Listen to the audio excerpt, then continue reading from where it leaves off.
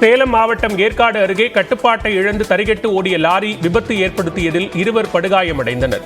பல்லடத்திலிருந்து நாகலூர் கிராமத்திற்கு hollow block கல் ஏற்றிக் கொண்டு சென்ற லாரி பிரேக் பிடிக்காமல் சாலையோர டீக்கடை மற்றும் அதன் அருகே நிறுத்தப்பட்டிருந்த கார் மீது மோதி சாலையில் கவிழ்ந்தது. இதில் காரில் இருந்த வீரேஷ், டீக்கடை உரிமையாளர் ஜான் படுகாயமடைந்தனர். லாரி ஓட்டுநர் தப்பியோடிய நிலையில் அதில் வந்த 2 லேசான காயங்களுடன் உயிர் தப்பினர்.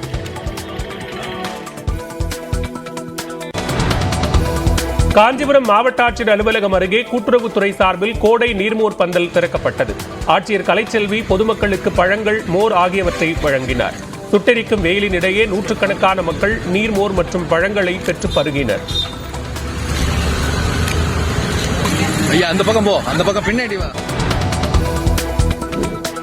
புதுக்கோட்டை மாவட்டம் கீரனூரில் உள்ள அரசு உதவி பெறும் பள்ளி ஆசிரியர்களுக்கு மருத்துவ விடுப்பு வழங்காததை கண்டித்து காத்திருப்பு போராட்டம் நடைபெறுகிறது. இது தொடர்பான பதிவேடு கிடப்பில் போடப்பட்டதாக கூறி மாவட்ட கல்வி அலுவலர் அலுவலகத்தில் பட்டதாரி ஆசிரியர் கழகத்தினர் தர்ணாவில் ஈடுபட்டுள்ளனர். நிர்வாகத்தில் குறை இருந்தால் அந்த நிர்வாகத்திற்கு விளக்கம் கேட்க வேண்டியது மாவட்ட நிர்வாகத்தினுடைய கடமை.